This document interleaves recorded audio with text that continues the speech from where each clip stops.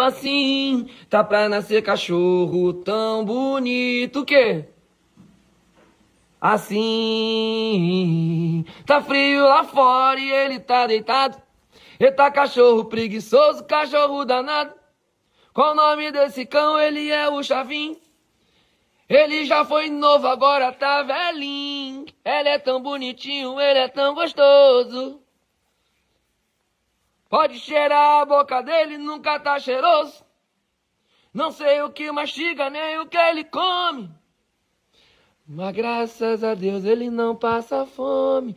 Esse é meu Chavim. Balança, batia. Balança o rabinho pra saber se tu tá gostando ou não. Se estiver gostando, vai balançar o rabinho. 3, 2, 1. Gostou ou não gostou?